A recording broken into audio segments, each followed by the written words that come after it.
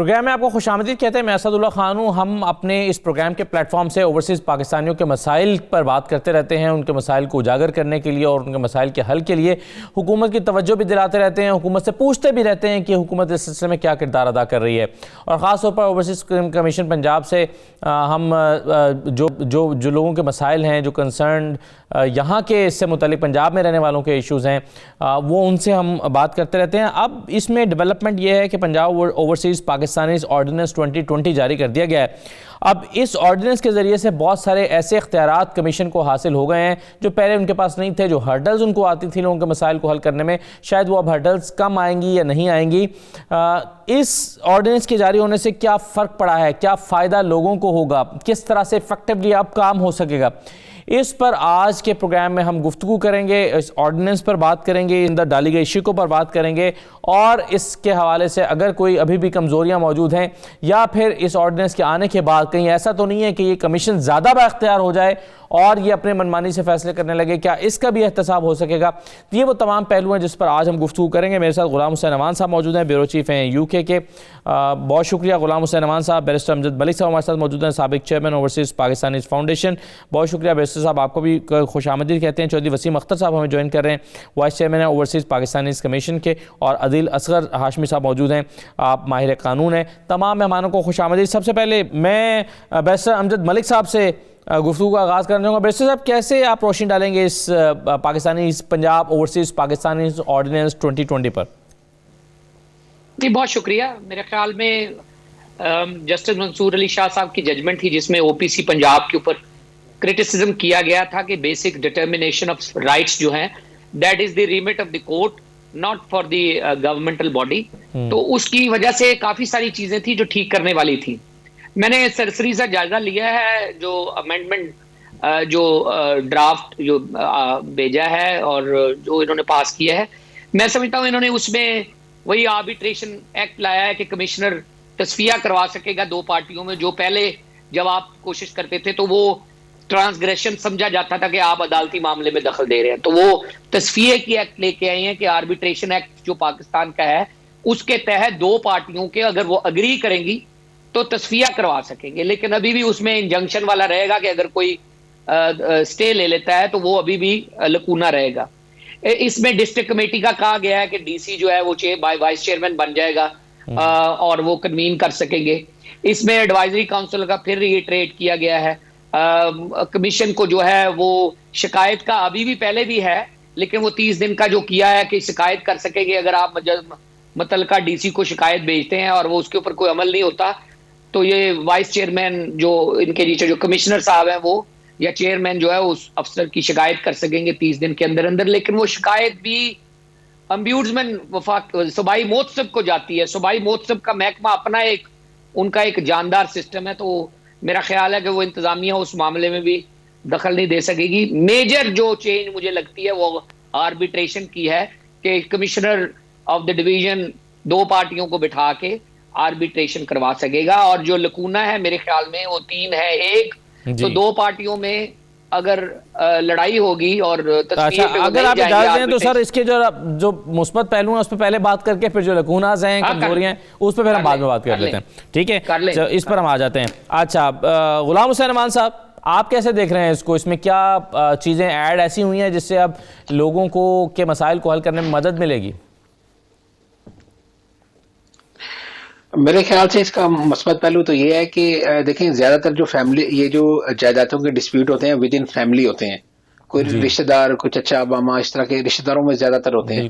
तो अगर इसके अंदर जो है वो कमिश्नर साहब या कोई आर्बिट्रेशन करते हैं तो मेरा ख्याल से इसको इसलिए इस हवाले से मस्बत लेना चाहिए कि कम से कम दोनों पार्टियों का खर्चा भी नहीं होगा और जो साल बल्कि साल नहीं, मैं कहूँ कई दहाइयों तक जो केस अदालतों में चलते हैं वो चलना बंद हो जाएंगे और जो बैकलॉग है बहुत बड़ा वो खत्म हो जाएगा। तो ये इस हवाले से इस हद तक तो ये बहुत अच्छा ये जो इन्होंने अमेंडमेंट्स की हैं मेरे ख्याल से इसको सपोर्ट भी करना चाहिए और इस हद तक जो है वो इसको अच्छी उम्मीद रखनी चाहिए कि इससे जो है वो लोगों के मसाइल कम से कम हल होना शुरू हो जाएंगे। क्योंकि इससे पहले तो देखें इतना एक बड़ा ऑफिस भी काम कर रहा है ओपीसी का, इसके अलावा इन्होंने पूरे डिस्ट्रिक्ट के अंदर कमेटियां भी बनाई हुई हैं, लेकिन हमने देखा कि वो रिजल्ट नहीं निकला था पहले जो कि निकलना चाहिए था। एक इतना बड़ा सेटअप बनाया हुआ है और डिस्ट्रिक्ट के अंदर कमेटियां हैं, एमपीज के इसके बोर्ड ऑफ गवर्नर बनाए हुए हैं, इसकी काफी चीजें थी, लेकिन वो रिजल्ट नहीं निकल रहे थे जो कि निकलना चाहिए थे। और ये जो वाइस चेयरमैन वसीम अख्तर साहब हैं, ये काफी देर से इस एक्ट को पास कराने के लिए कोशिश कर रहे थे, और अब जब भी हमारी इनसे मुलाकात होती थी या हमारी बातचीत होती थी तो यही कहते थे जी कि मैं एक इसमें अमेंडमेंट करवा रहा हूँ, मुझे हर्डल्स आ रही हैं, जैसे ही वो पास होगा तो लोगों के मसाइल हल होना शुरू हो जाएंगे। तो मेरा ख्याल है अब इनके पास भी और कोई जवाब नहीं बचेगा और ना कोई ऐसी अब रीजन होनी चाहिए कि अब भी लोगों के मसाइल हल ना हों, क्योंकि इनकी ख्वाहिश के मुताबिक और इनकी कोशिश थी वो भी रंग ले आई है, और इन्होंने एक एक्ट बिल्कुल वो इन्होंने पास करवा लिया। तो अब अगर किसी के मसाइल हल ना हुए तो मेरा ख्याल है कि फिर ये अब जवाबदेह होंगे, क्योंकि इन्होंने जो अपनी बड़ी कोशिश के साथ जो है वो इसको ये अमेंडमेंट करवाई है। तो अब लोगों के मसाइल जरूर हल होने चाहिए, क्योंकि मेरी अभी 2-3 कंप्लेनेंट से गुज़श्ता रोज बात हो रही थी जिनके काफी केसेस पीछे पेंडिंग आ रहे हैं। तो मैंने उन्हें कोशिश की, उनको कहा कि आप प्रोग्राम के अंदर आए, तो यकीन करें कि वो 2 लोग थे और दोनों बड़े नाराज थे और वो इस प्रोग्राम में आना नहीं चाह रहे थे। इसलिए नहीं आना चाह रहे थे, कह रहे थे हम जो है वो इतनी कोशिश कर चुके हैं, इतनी दफा एप्लीकेशन दे चुके हैं और हमारा केस जो है वो बिल्कुल मायूस हो गया और एक स्टेप भी आगे नहीं बढ़ रहा, तो हमें क्या फायदा है मतलब आने का और सारा। तो बहरहाल मैंने उन्हें ये खबर भी सुनाई, मैंने कहा जी एक नया एक्ट जो है वो मंजूर हुआ है और आप लोगों के लिए हुआ है, और ये तवक्को की जा रही है कि अब आपके मसाइल जो है वो कम से कम हल की तरफ बढ़ेंगे। तो इस हद तक तो उनको मैंने खुशखबरी सुनाई है, लेकिन वो कह रहे थे कि हम देखते हैं कि थोड़े दिन के बाद जो है ये हमें इसका क्या रिजल्ट मिलता है तो फिर हम आपको बताएंगे। तो वो यकीन करें कि वो इस प्रोग्राम में भी इसलिए नहीं आना चाह रहे थे कि हमें कोई फायदा नहीं हो रहा। तो ये मायूसी का ये आलम है लोगों का। तो अब वसीम अख्तर साहब हमें इस चीज के बारे में जरूर बताएंगे कि वो अब क्या जादू की छड़ी हिलाएंगे कि लोगों के मसले हल होंगे। ठीक है, बिल्कुल सही है। आदिल असगर साहब, आप कैसे देख रहे हैं इस ऑर्डिनेंस को? बिस्मिल्लाहिर्रहमानिर्रहीम। बहुत शुक्रिया असद आपका, आपने मुझे इसमें मौका दिया अपना व्यू जो है वो देने का। मेरी नज़र में मैं एज ऑप्टिमिस्टिक अप्रोच इसको रखते हुए देखता हूँ कि ये बड़ी एक पॉजिटिव चेंज उन्होंने दी है इस एक्ट में, क्योंकि ओवरसीज पाकिस्तानी को उन्होंने डिफाइन कर दिया है कि ये हमारे बड़े स्पेशल पर्सन हैं जो पाकिस्तान में नहीं भी हैं लेकिन फिर भी हमारे लिए बहुत इंपॉर्टेंट हैं, और उनके जो राइट्स हैं और उनकी जो भी नीड्स हैं उनको फुलफिल करना हमारी गवर्नमेंट की प्राइम ड्यूटी है, जिसको उन्होंने इस नई अमेंडमेंट में जो एक्ट को रिपील किया है वो उन्होंने क्लियर कर दिया है। क्योंकि ये 2014 का एक्ट है, तो इसमें 2015 में सिर्फ एक दफा उन्होंने अमेंडमेंट की थी गवर्नमेंट ने, उस वक्त की ने। उसके बाद ये 2020 के अंदर आके ये नई अमेंडमेंट्स आई हैं जो कि बड़ी पॉजिटिव है। इसमें सिर्फ एक चीज नहीं है ऐसा सर, इसमें आर्बिट्रेशन है, इसमें एडवाइजरी काउंसिल है, इसमें उन्होंने फोकल पर्सन अपॉइंट करवाने के लिए सजेशन दी है। इवन इसमें फॉल्स जो कंप्लेंट कोई बंदा किसी के अगेंस्ट देता है उसके लिए उन्होंने जो है वो पनिशमेंट जो है कर दी है। और उसके बाद जितनी भी इनके फंक्शंस हैं, इनकी पावर्स जो हैं उसको बड़ा एलेबोरेट कर दिया है। मीनिंग देयर बाय के इन्होंने उनके लिए जो जस्टिस है वो जो हम पहले कहते थे कि justice should not only be done but seems to be done, वो इसमें बड़ा क्लियर कर दिया गया है कि आप कुछ नई चीजें जो उन्होंने इसमें ऐड की हैं जो बड़ी ही पॉजिटिव है। उन्होंने इस चीज में जो एक्सप्लेन मैं करना चाहूंगा इसी एक्ट में से है कि जो भी रिकॉर्ड किसी को किसी भी डिपार्टमेंट से रिलेटेड चाहिए वो मंगवा सकता है थ्रू देयर कमीशन। अगर उनको किसी डॉक्यूमेंट की वेरिफिकेशन चाहिए वो करवाई जा सकती है, जो इससे पहले तक नहीं था। इससे पहले तक ऐसा नहीं था। जो पहला एक्ट था वो कंसिस्टेड था ओनली आई थिंक सेक्शन 13 के ऊपर तक, सिर्फ 13 सेक्शन थे उसके। और जबकि जो नया इन्होंने अमेंडमेंट करके इसको रिपील कर दिया, जो नया जो अब इन्होंने दिसंबर में जो है वो जारी किया है वो कंसिस्टेड है ऑन 23 सेक्शन। तो इसमें तमाम चीजों को बड़ा एक्सप्लेन कर दिया है। इसमें उन्होंने जो है वो रिप्रेजेंटेशन का इख्तियार दे दिया है, जो रिस्ट्रिक्शन की बार को कर दिया है, इवन जो इम्प्लीमेंटेशन है इनकी रिकमेंडेशन की उसको कर दिया है। तो ये बड़ी पॉजिटिव चीजें हैं जिनको हमें एडमायर करना चाहिए। और इस गवर्नमेंट ने जो भी इसके नुमाइंदे इसके लिए एफर्ट कर रहे थे वो उन्होंने बड़ी पॉजिटिव एफर्ट की हैं और ये उन्होंने एक अच्छा स्टेप लिया जो ओवरसीज पाकिस्तानियों के लिए।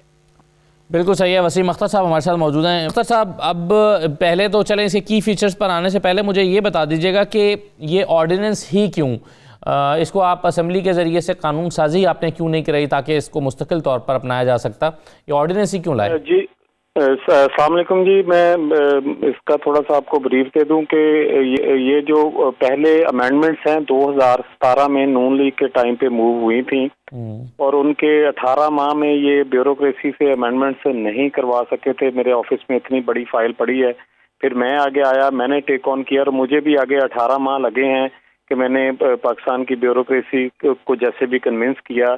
मतलब कि हमें 3 मरतबा हम लेजिस्लेटिव कमेटी में गए हैं, 11 हमने मीटिंग्स लॉ के साथ, 7 मीटिंग्स एडिशनल चीफ सेक्रेटरी के साथ, advocate general, prosecutor general, commission की मीटिंग। बहुत ही टफ था ये, मतलब कि ये जो अमेंडमेंट्स करवानी। तो क्योंकि जब तक ये हम कैबिनेट कमेटी से अप्रूव करवाया तो हमें 18 माह हो गए थे, तो हमारी प्रायोरिटी थी कि अगर हम इसको अभी असेंबली की तरफ लेके जाएंगे तो असेंबली के सेशन के बाद भी ये 4-5 माह और लगने थे।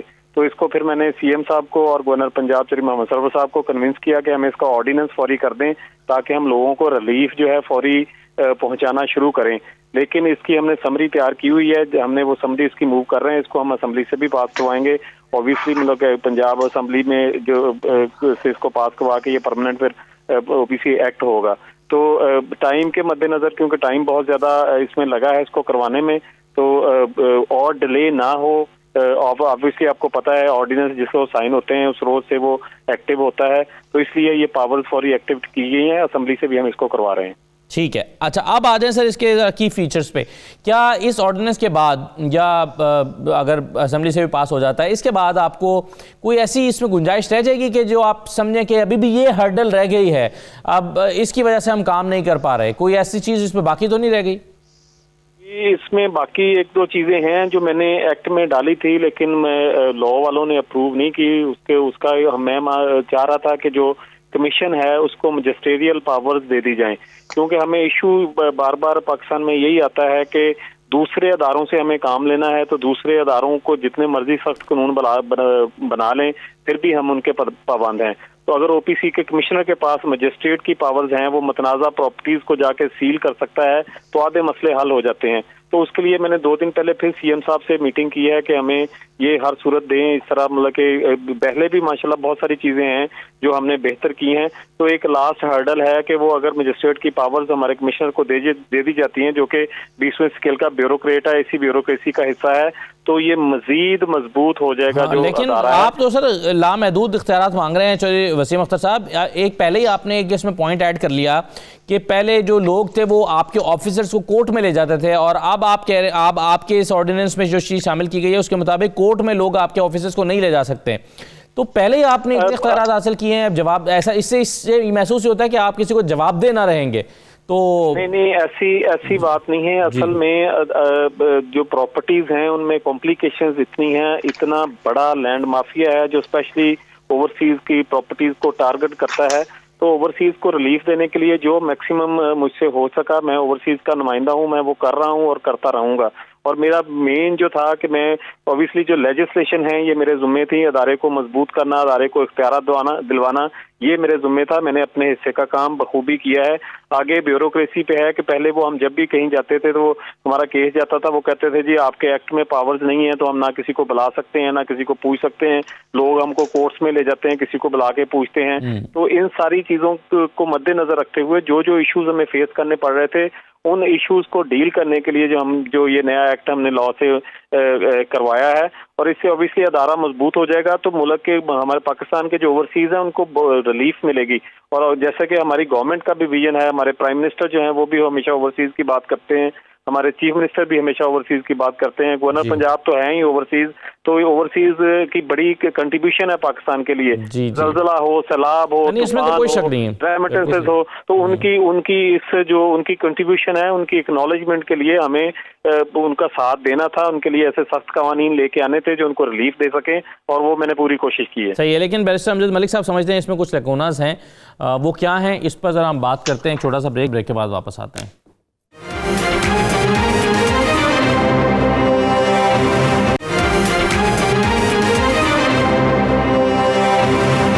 दोबारा खुशामदीद कहते हैं आपको। जी बैरिस्टर अमजद मलिक साहब, आप कह रहे थे कि इसमें कुछ कमजोरियां भी हैं, ये जो ऑर्डिनेंस आया, किन चीज़ों की तरफ आप निशानदही करना चाहते हैं?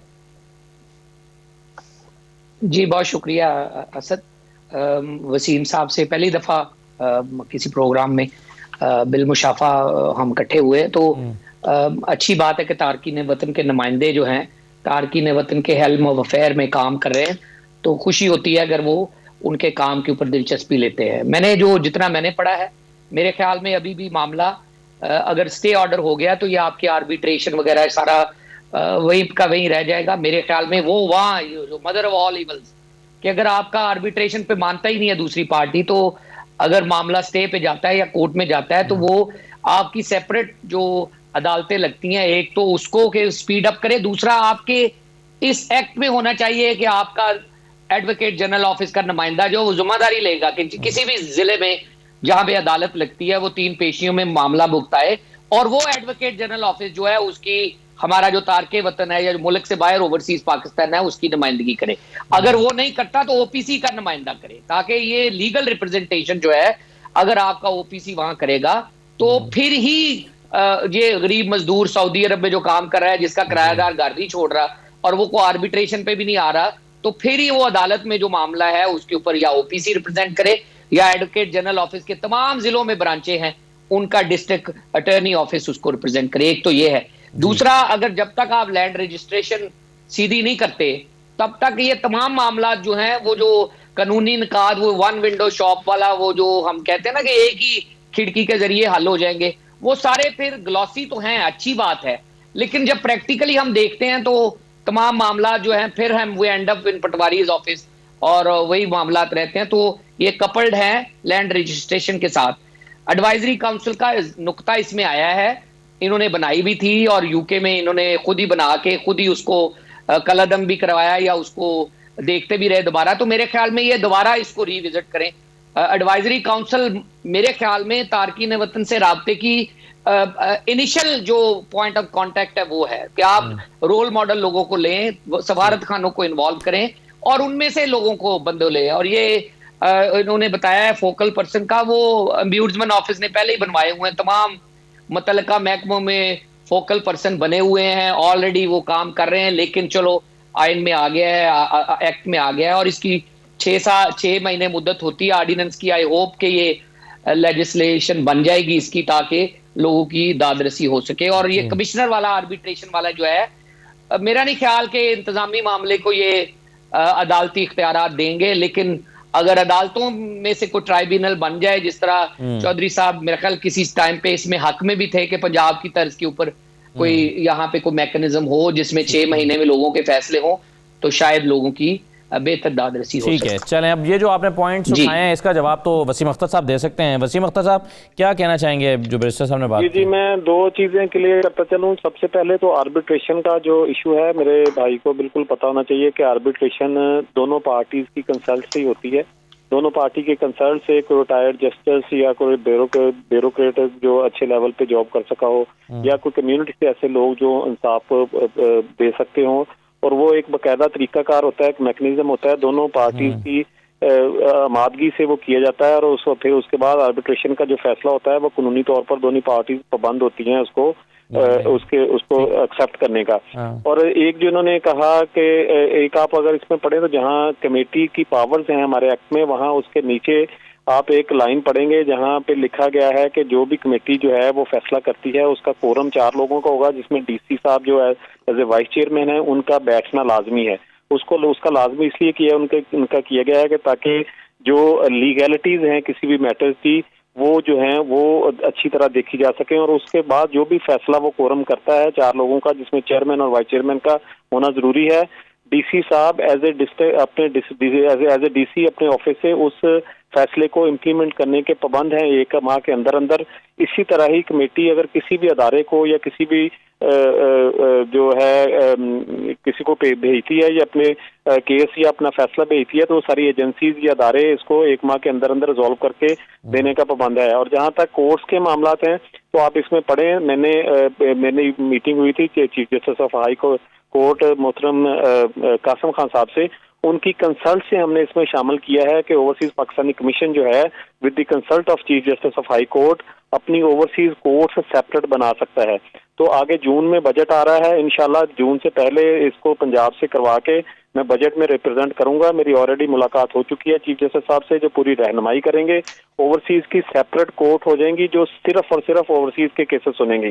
पहले जो हमने सेपरेट करवाई थी वो नॉमिनेटेड कोर्ट थी, उसमें जो जजेस हैं वो दूसरे केसेस भी सुन रहे थे, लेकिन साथ वो ओवरसीज के केसेस जो ओवरसीज के टीओआर तय किए गए थे फास्ट ट्रैक पे उसमें सुन रहे थे। लेकिन इस एक्ट के बाद ओवरसीज पाकिस्तानी कमीशन पंजाब का तीसरा अदारा होगा जिसकी अपनी कोर्ट्स होंगी। पहले लिक्विडेशन बोर्ड की थी या नैब की थी, अभी ओवरसीज पाकिस्तानी कमीशन की भी अपनी कोर्ट्स होंगी और उसके टीओआर भी इंशाल्लाह हम जुडिशरी के साथ मिलके उनसे रिक्वेस्ट करके फास्ट ट्रैक टीओआर जो उसके तय करवाएंगे ताकि केसेस जो हैं वो जल्द अज जल्द डिस्पोज हो सके।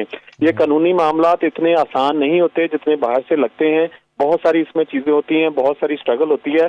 तो मैंने जैसा कि बताया कि 2017 से ये इस अदारे की लेजिस्लेशन में लगे हुए थे।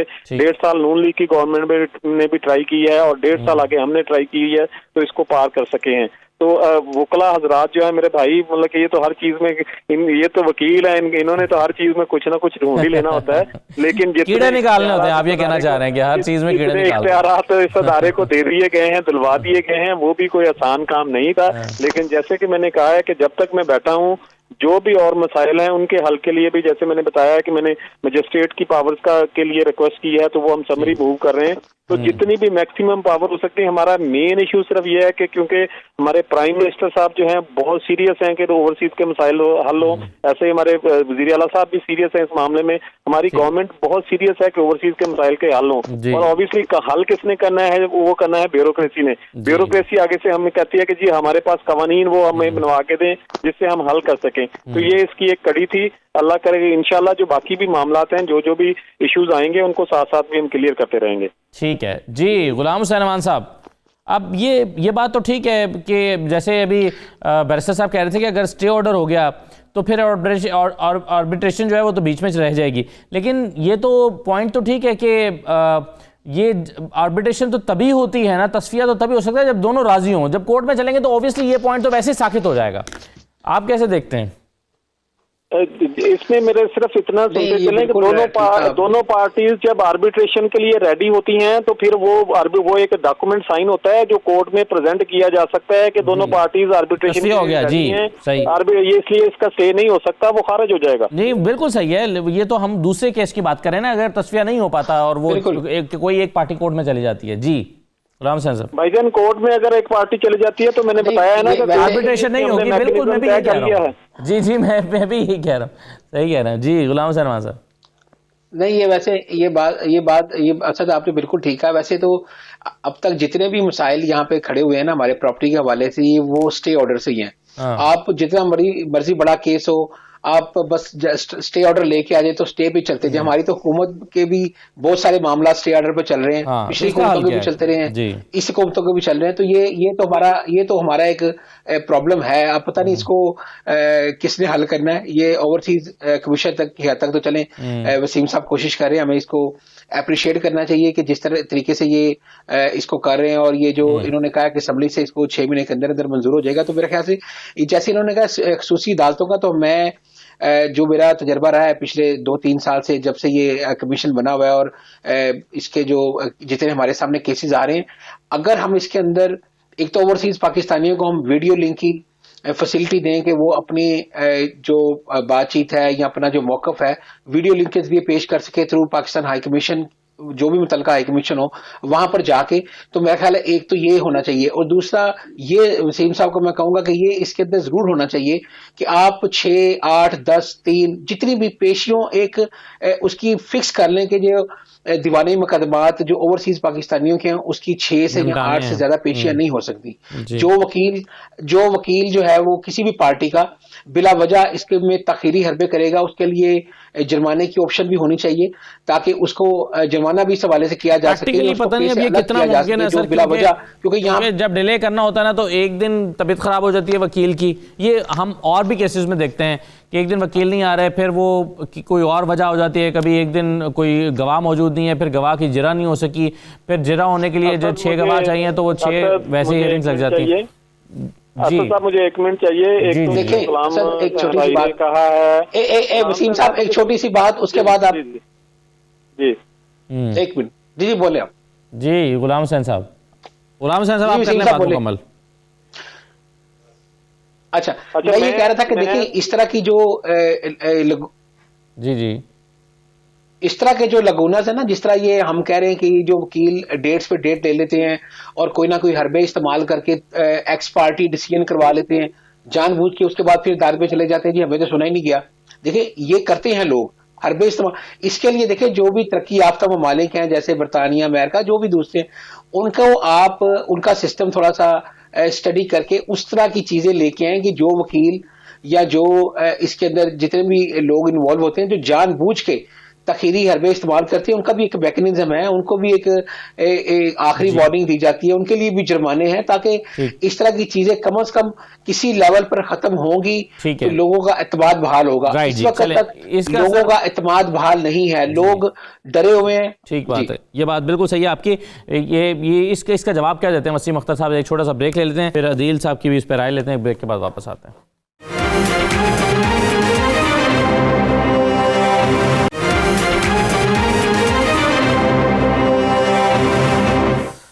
दोबारा खुशामदीद जी। वसीम अख्तर साहब, बात यह है कि अगर कोई स्टे, हमारे यहाँ जो प्रॉपर्टी के ज़्यादातर मसाइल हैं वो तो सारे स्टे की वजह से लिंगर ऑन होते हैं। अब अगर किसी एक पार्टी ने स्टे ले लिया जाकर तो वो तो साल चला जाएगा, फिर वो जो आप जल्दी कराना चाहते हैं, चीज़ें हल करना चाहते हैं, वो आप कहीं पे आपके तमाम इख्तियारात जो हैं वो वहीं के वहीं रह जाएंगे। तो इस मसले को कैसे एड्रेस किया जा सकता है? अच्छा, इसमें 2-3 चीजें हैं जो मैं ब्रीफ कर दूं। एक तो गुलाम साहब ने कहा कि जी वो वीडियो लिंक पे जो है वो बयान जो है हो सकता हो, तो वो ऑलरेडी अप्रूव्ड है। जितनी पहले नॉमिनेशन कोर्ट्स भी थी वो भी हमारी 29 अजला में ई कोर्ट्स थी, और हाई कोर्ट ने जो हाई कोर्ट में ओवरसीज पाकिस्तानी सेल बनाया था वो भी जो ई कोर्ट थी कि आप वीडियो लिंक के थ्रू बयान दे सकते थे, और इसका नोटिफिकेशन बकायदा किया हुआ था chief justice of high court ने कि वो वीडियो लिंक का बयान जो है वो एक्सेप्टेबल होगा, आपको यहाँ आने की जरूरत नहीं है। और इंशाल्लाह यही फार्मूला आगे भी जब ओवरसीज कोर्ट से सेपरेट बनती हैं तो वो इंशाल्लाह ई कोर्ट्स होंगी। और जहां तक वकला का मसला है तो हम इससे बखूबी वाकिफ हैं। हमने पहले भी chief justice of high court साहब से रिक्वेस्ट की थी तो ऐसे TOR तय करें कि अगर वकला बार बार तारीख ले रहे हैं तो वो ऑटो पे जो है वो डेली हियरिंग पे केसेस चले जाएंगे। तो इंशाल्लाह मुझे ये सारी जितने भी मुश्किलात हैं उनका अंदाजा है। जैसे जैसे चीजें तय हो रही हैं आहिस्ता आहिस्ता वो सारी मुश्किलात में कम करने की कोशिश कर रहा हूँ। लेकिन इसके अलावा मैं अपने ओवरसीज भाइयों को बताता चलूँ कि मैंने प्रीवियसली जो बार काउंसिल के इलेक्टेड प्रेसिडेंट्स हैं उनसे भी मीटिंग की, उनसे भी रिक्वेस्ट की, लाहौर में भी, फैसलाबाद में भी, कि आप मेहरबानी करें, आपके पास लाखों केसेस हैं ओवरसीज के, तो बेचारे 2-3 हज़ार केस हैं जो कमीशन के थ्रू चल रहे हैं, तो मेहरबानी करें ज्यादा इनमें डिले टैक्सेस और ये ना इस्तेमाल किए जाएं। तो जहां तक तो अदारे का मामला है वो सारे का सारा इंशाल्लाह। तो क्या जवाब मिला आपको वकला की तरफ से? मान गए थे आपकी बात? तो उन्होंने दे वर वेरी मतलब कि हेल्पफुल। मुझे तो इवन के इनवाइट किया था लाहौर बार काउंसिल वालों ने, और चीफ जस्टिस साहब को भी इनवाइट किया था, और उन्होंने बल्कि पूरी उम्मीद दिलवाई थी कि ओवरसीज के मामलात में हम जितनी वकला बरादरी मदद कर सकती है वो जरूर करेगी। बाकी बात यह है कि मैं तो सिर्फ जो अदारा अपना है उसकी बेहतरी के लिए जो हो सकता है वो कर सकता हूँ। पूरा पाकिस्तान को सीधा करना ना मेरे बस में है, ना मेरा उसमें इख्तियार है, ना मेरा वो मेरे वो आता है दायरा कार में। तो जो ओवरसीज का अदारा है इसके लिए जो मैक्सिमम कोशिशें हैं वो जारी रहेंगी। ठीक है जी। अदील असगर साहब, आप खामोशी से सुन रहे हैं, क्या राय है आपकी? मैं पहली एक सजेशन इनको वसीम साहब को देना चाहता हूँ साहब आपके रेफरेंस से। एक तो ये है कि इस एक्ट में अगर ये चीज शामिल कर ली जाए कि कोई भी कंप्लेंट ओवरसीज पाकिस्तानी की तरफ से है तो उसकी बकायदा स्क्रूटनी हो, क्योंकि इसका थोड़ा सा जो मनफी पहलू है वो इतना है कि हमारे पाकिस्तान के अंदर जो लोग बैठे हैं ये बड़ा मिसयूज करते हैं जी कि मेरे वालिद, मेरे चचा जो कि ओवरसीज हैं वो बाहर बैठे हैं, तो उनका ये मामला है वो यहाँ पे रह के लोग जो है वो उस चीज का बेनिफिट लेने की कोशिश कर रहे होते हैं। जो मैं भी एज अ प्रोफेशनल अगर इस चीज को देखा हूँ, मैंने सैकड़ों एप्लीकेशन फेस भी कर ली है लोगों के on behalf of their as counsel से। और सेकंड आ जाती है एक चीज ऐसा था कि जितने भी ये एक आर्बिट्रेशन को मैं यहाँ पे एक्सप्लेन करूंगा जो इस एक्ट के अंदर क्लाज है। आर्बिट्रेशन में ये है कि कोई भी एक फ्रीक एप्लीकेशन देगा तो उस दूसरी पार्टी की कंसेंट के साथ आर्बिट्रेशन की तरफ जो है वो इसमें जाया जाएगा। और आर्बिट्रेशन का अगर तरीकाकार भी है तो वो ऐसे होगा कि दोनों पार्टीज की तरफ से एक एक नुमाइंदा उनका जो है, उनकी चॉइस है वो लिया जाएगा, जो उनकी आर्बिट्रेशन को देखेगा। यहाँ तक एक चीज आ गई। अब आगे दूसरी बात, जो स्टे बार बार हम बात करते हैं कि कोई भी बंदा स्टे ले लेता है दीवानी मुकदमात को, इसमें मैं तमाम दोस्तों को बताना ये चाहता हूँ कि लेटेस्ट अमेंडमेंट हुई है हमारे सिविल प्रोसीजर कोड के अंदर, जिसके अकॉर्डिंग जो इनके केसेस का सिविल नेचर के जितने भी केसेस हैं उनके लिए एक टाइम स्पेसिफाई कर दिया गया है। पहले हम हमारी तरफ से ये होता था कि हमारी जो भी क्लाइंट जिनका इंटरेस्ट इन्वॉल्व होता है, क्योंकि कोई भी वकील अपनी जात की हद तक डेट नहीं ले रहा होता, उसके क्लाइंट के इंटरेस्ट आते हैं तो वो अपने क्लाइंट के इंटरेस्ट को वॉच करना, प्रोटेक्ट करना उसकी प्राइम ड्यूटी है जो वो कर रहा होता है। उसकी अपनी कोई इंटरेस्ट नहीं होती कि वो उसको डिले करे या डिलेइंग टैक्टिक्स जो है वो यूज करे। सेकंड ये है कि जो उसका प्रोसेस है, प्रोसीजर है सिविल प्रोसीजर कोड के अंदर, उसमें जो लेटेस्ट अमेंडमेंट्स आ गई हैं उससे भी बड़ी पॉजिटिव चेंजेस आई हैं, जिससे केसेस के डिसीजन जो हैं वो जल्दी एज सुन एज पॉसिबल होते ये नजर भी आ रहे हैं और हो भी रहे हैं। सेकंड, इसमें किसी भी बंदे के साथ इतना है कि जो इसके इख्तियारात हैं वो बड़े इन्होंने वास्ट कर दिए हैं। कुछ चेक एंड बैलेंस आ जाता वो ज्यादा बेहतर था। जब इन्होंने कोर्ट के ऊपर रिस्ट्रिक्शन ये लगा दी कि भाई इसमें इंटरफेयर नहीं आप कर सकते, ये थोड़ी सी नेगेटिव है, क्योंकि कोई भी बंदा अगर किसी भी कंप्लेंट को एंटरटेन कर रहा है उसकी स्क्रूटनी होनी है, उसको देखना है, उसको कंसर्न फोरम पे भेजना है, क्या वो आगे से कंसर्न जो ऑथोराइज्ड ऑफिसर है या जो भी उसका मेंबर है उस कमीशन का, क्या वो उसको अगर वो इम्पार्शियल अपनी इंक्वायरी नहीं कर रहा तो उसके लिए उसके पास क्या रेमेडी बच जाती है कि वो कोर्ट में चला जाता है, क्योंकि हमारे जितने भी लोग हैं उन सबका ट्रस्ट कोर्ट के ऊपर है, जजेस के ऊपर है, जो कि बड़े बड़े हमारे लिए। लेकिन मामला ये कि यहाँ पर तो मुझे एक मिनट दें, यहाँ पे मिसअंडरस्टैंडिंग है। आप दोबारा उस एक्ट को पढ़ें, वो दो चीजें हैं उसमें। एक तो ये कि जितना भी एक्ट है ना, ये एडवोकेट जनरल, प्रोसिक्यूटर जनरल और चीफ जस्टिस साहब की रहनुमाई से ही बना है। ये कोर्ट वाला में जाने वाला मसला जो इस तरह नहीं है जिस तरह आप कर रहे हैं। असल में होता ये था कि हम अगर किसी को, हमारा अफसर किसी को इंक्वायरी के लिए बुला लेता था, मतलब किसी के पूछताछ के लिए, तो हमारे अफसरों को कोर्ट में ले जाते थे। एक तो वो है कि अभी वो हमारे मतलब ऑब्वियसली वो अदारे के लिए काम कर रहे थे, उनका कुछ आती तो ना मसला ही नहीं था लोगों की कंप्लेंट सॉल्व करने के लिए, तो वो बेचारे खामखा जो है हमारे ऑफिसर जो हैं वो मुझे खत्म करने दें। इन्होंने ही एक रिट में ऑर्डर पास किया था और ओवरसीज कमीशन को इन्होंने ही ऑर्डर किया था कि आप अपनी डोमेन में रहें, क्योंकि बड़ा मिसयूज हो रहा था कि यहाँ पर लोग रहते हुए ही वो उसका इख्तियार का। चलें बात सुन लें, वसीम अख्तर साहब बात खत्म करने देंगे। एक तो ये था कि क्योंकि ऑफिसर्स को ले जाया जाता था कोर्ट, उससे मसला होता था, उसके लिए था। दूसरा जो है ऑफ कोर्स हमने, जैसे मैंने कहा है कि ये पूरी कंसल्ट से बना है, हमने बिल्कुल की है, मशावरत की है। ये हाई कोर्ट का एक ऑर्डर था कि क्योंकि जो पिछला कमीशन था वो लोगों को कमीशन में बुला के उनसे इंक्वायरी करता था और जो कि एक्ट में इख्तियारात नहीं थे, तो इसलिए हाई कोर्ट ने रिस्ट्रिक्ट किया था कि जो किसी को इस तरह बुलाया ना जाए जबकि इसमें इख्तियारात नहीं है आपके एक्ट में। तो इसी वजह से हमें अमेंडमेंट की जरूरत पड़ी है। तो ये अमेंडमेंट जो है बिल्कुल कंसल्ट से जो है ये आगे बढ़ी हैं उसी मामले को हल करने के लिए। हाई कोर्ट का मतलब ये कभी भी फैसला नहीं था कि ये कमीशन जो है ये मतलब कि इसको इख्तियारात नहीं है। उनका मतलब था कि इख्तियारात जो आप यूज करना चाहते हैं उसको लीगलाइज तरीके से लेके आए एक्ट में, तो उनको सबको हम उनकी कंसल्ट से एक्ट में लेके आ गए हैं जो इख्तियारात हमें चाहिए थे, जो पहले बगैर एक्ट के यूज हो रहे थे। ये इशू था। राइट सर, चलें एक छोटा सा ब्रेक ले लूँ मैं। जो कमिश्नर को आपने बात की थी कि कमिश्नर के पास मजिस्ट्रेट के इख्तियार होने चाहिए, बैरिस्टर अमजद मलिक साहब की इस पर राय क्या है, एक छोटे से ब्रेक के बाद पर बात करते हैं।